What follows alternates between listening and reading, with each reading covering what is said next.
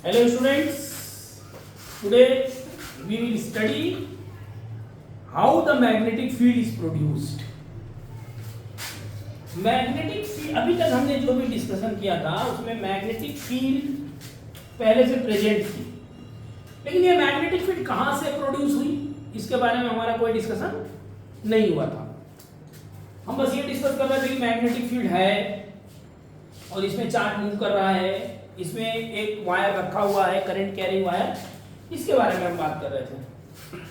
अब magnetic field produce कैसे होती है इसके बारे में हम डिस्कशन करेंगे। बेसिकली ध्यान दीजिएगा, moving charge particle produces magnetic field.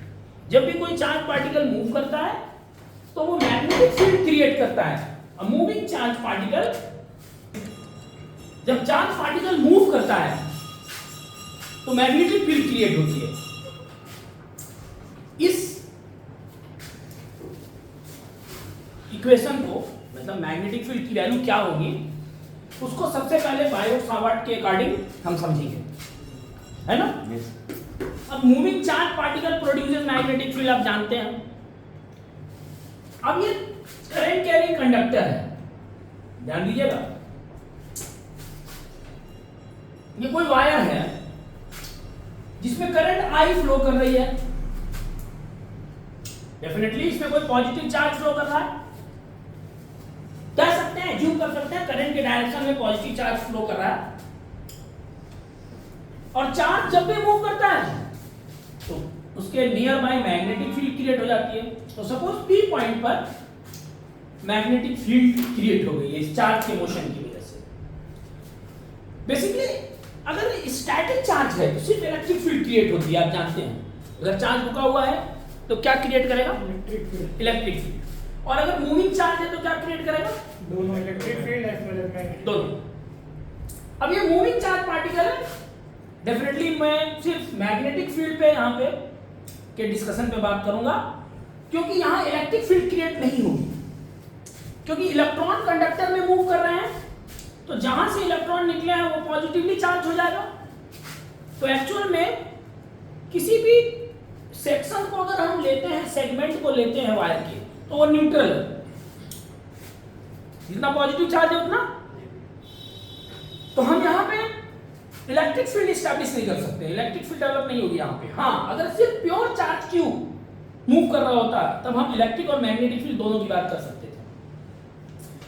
किसी करंट कैरिंग सेगमेंट की वजह से किसी पॉइंट पे मैग्नेटिक फील्ड क्रिएट हो रही है, और पॉजिटिव चार्ज, जितना इलेक्ट्रॉन है उसमें उतना पॉजिटिव चार्ज होगा लाइन सेगमेंट में, वायर सेगमेंट में, क्योंकि इलेक्ट्रॉन, फ्री इलेक्ट्रॉन जो जहां से निकला होगा वो तो पॉजिटिवली चार्ज हो गया होगा ना। तो इसलिए हम ये नहीं कह सकते कि ये चार्ज वायर है, वायर चार्ज नहीं है, न्यूट्रल है।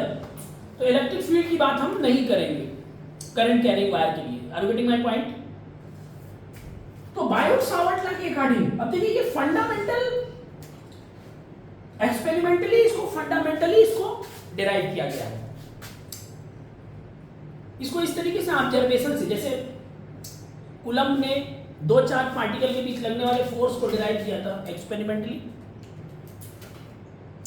चार्ज की वजह से इलेक्ट्रिक फील्ड डेवलप हो जाती है किसी पॉइंट पे, उसी से फिर डेवलप हुआ। तो ये एक्सपेरिमेंटल वेरिफिकेशन इसका हो सकता है, क्योंकि मैग्नेटिक फोर्स एक फंडामेंटल फोर्स है। आप इसको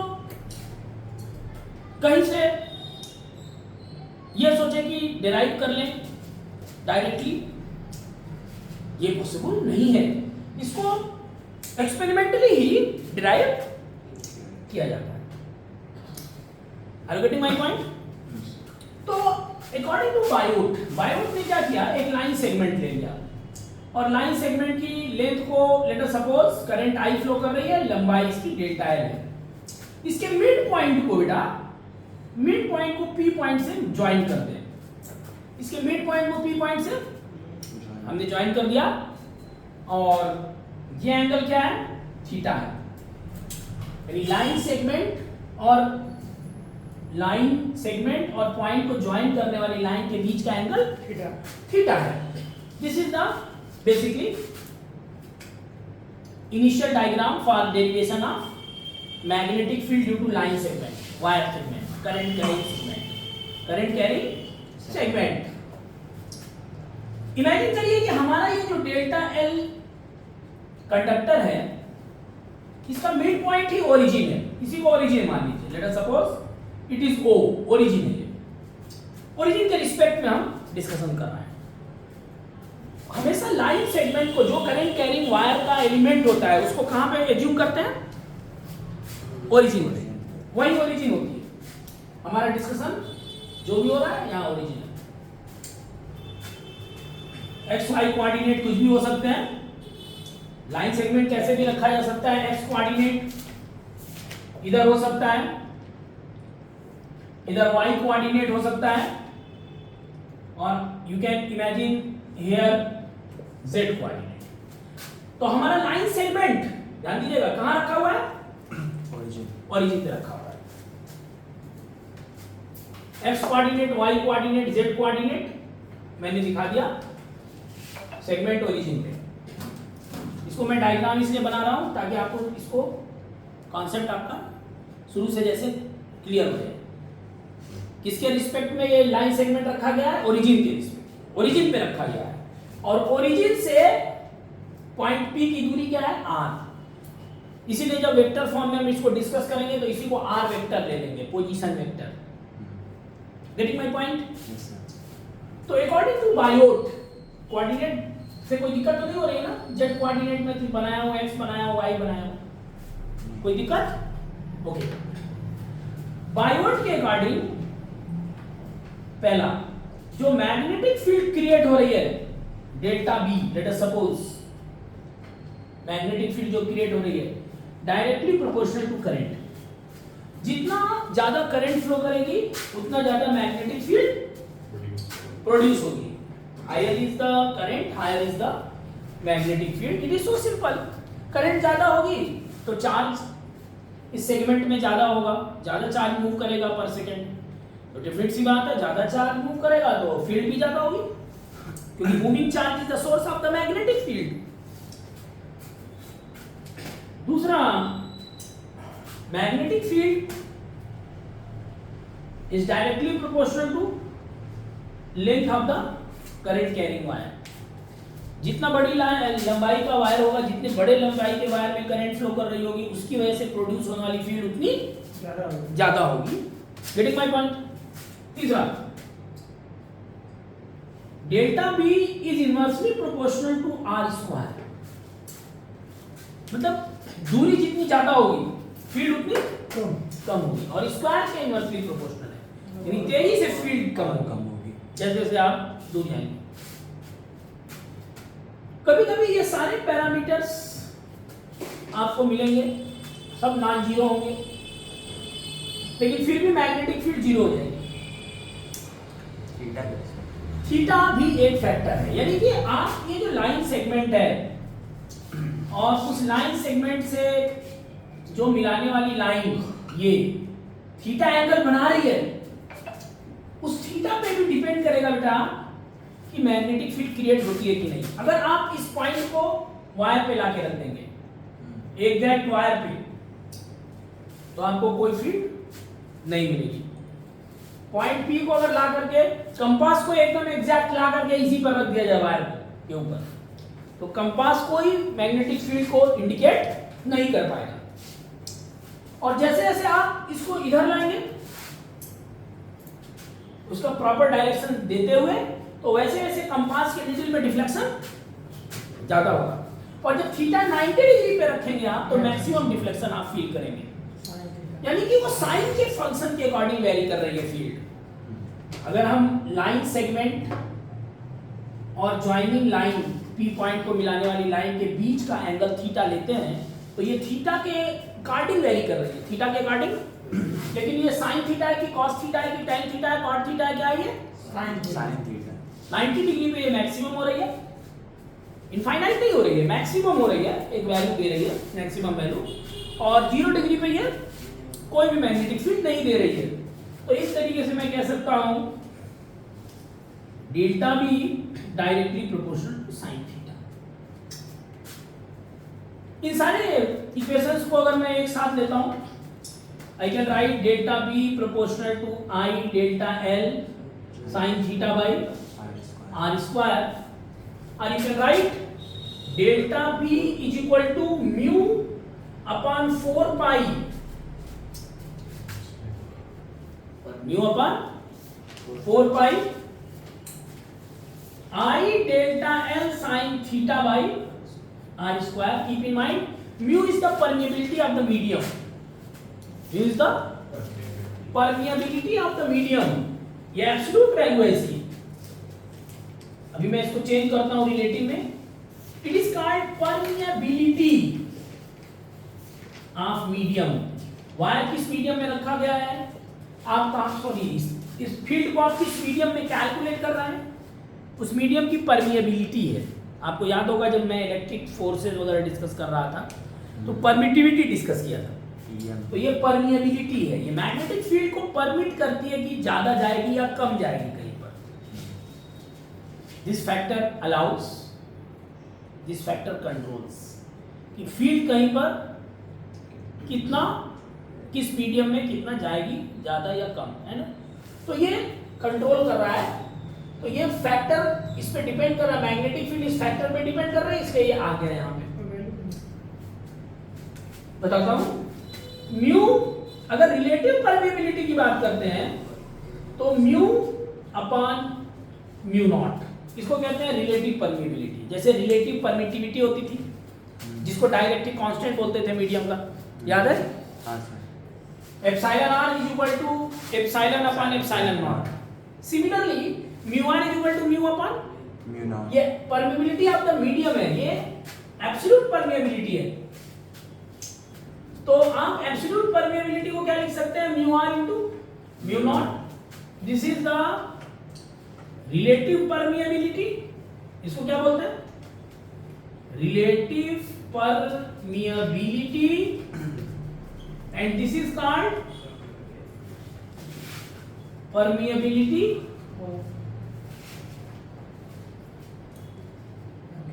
इन वैक्यूम, है ना. परमिएबिलिटी ऑफ वैक्यूम है ये. तो जब हम एब्सोल्यूट परमिएबिलिटी को वैक्यूम की परमिएबिलिटी से डिवाइड कर देते हैं तो रिलेटिव परमिएबिलिटी आती है. यानी अगर चाहे तो आप इस इक्वेशन में डेल्टा बी को रिप्लेस कर सकते हैं कि नहीं? क्या लिख सकते हैं? Mu naught mu r upon 4 pi I delta l sine theta by r square. Is it clear? तो जो मीडियम की परमिएबिलिटी, रिलेटिव परमिएबिलिटी होती है, अलग अलग मीडियम की अलग अलग होती है. अगर मैं वैक्यूम की सिर्फ बात करूं तो फॉर वैक्यूम, अगर वैक्यूम की बात करूं तो म्यू आर क्या हो जाएगा? 1. And the value of magnetic field will be mu naught upon 4 pi I delta l sine theta by r. Is it clear? Yes, sir. Okay. This is the equation for the magnetic field due to current carrying segment placed at the origin as shown in figure. Keep in mind the value of mu naught upon 4 pi. देखिए mu naught upon 4 pi की value क्या होगी? 10 to the power minus 7. What will be its unit? इसकी unit क्या होगी? कौन बताएगा?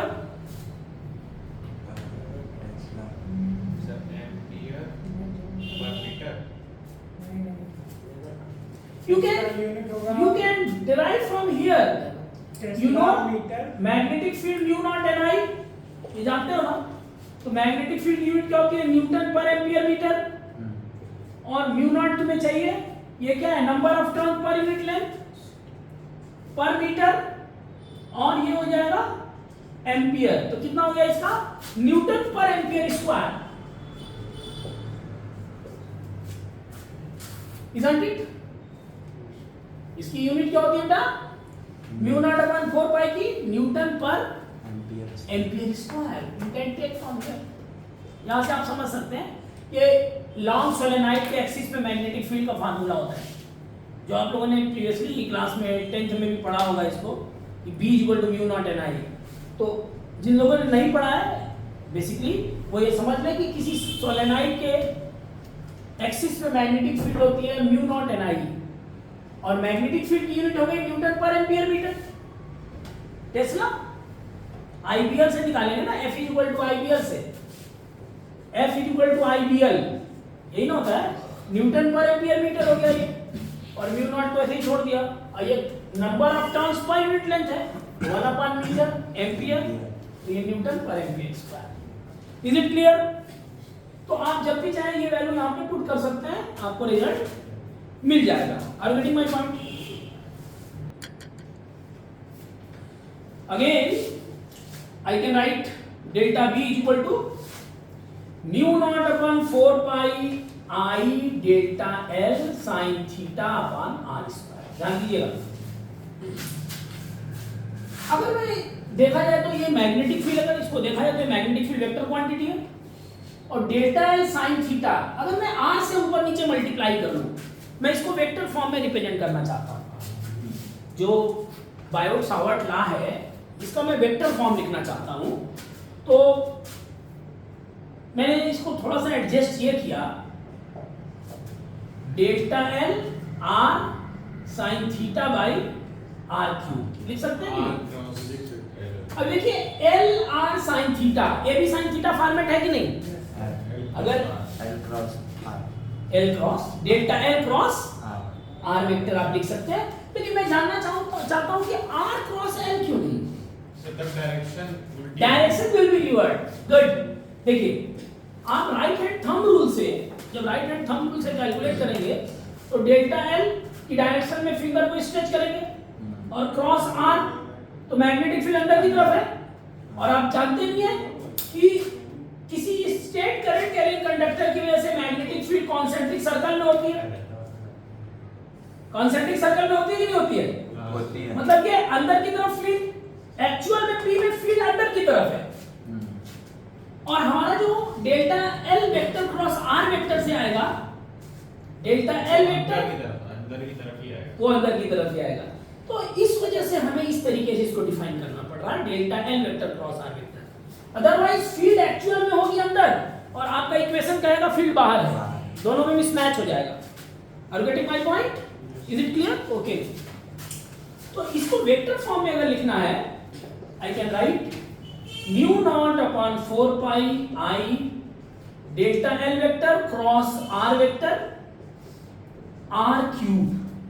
आप R क्यूब नहीं लिखते हैं तो mod of R vector cube कर सकते हैं। Are you getting my point? The same equation can be written as delta B vector mu naught upon 4 pi I delta L vector cross R vector divided by R vector cube. Is it clear? तो ये vector form में मैंने इसका equation लिख दिया। Is it clear to all of you? Note it down,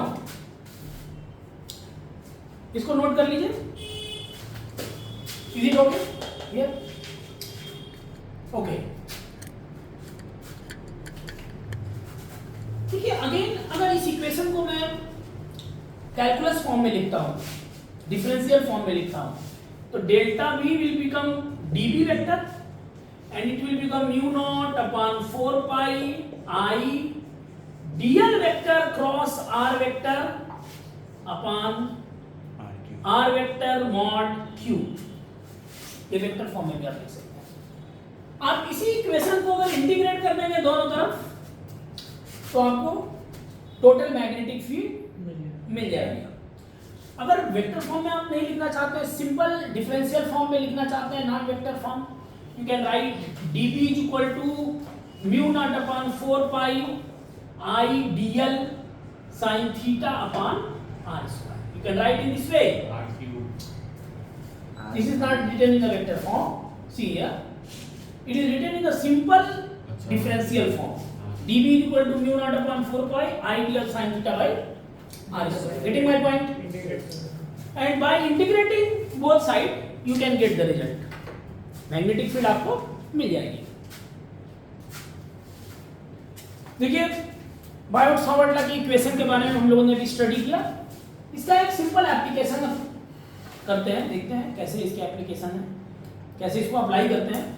तो application of Biot Savart law, magnetic field at centre of current loop, किसी circular current loop के सेंटर पे यहाँ पे हमें मैग्नेटिक फील्ड निकालनी है मान लीजिए, और ये करंट कैरिंग लूप है, इसमें करंट एक तरफ से आ रही है, आप वोल्टेज सोर्स से जब इसको कनेक्ट कर देंगे इस लूप को तो करंट इस तरीके से आएगी,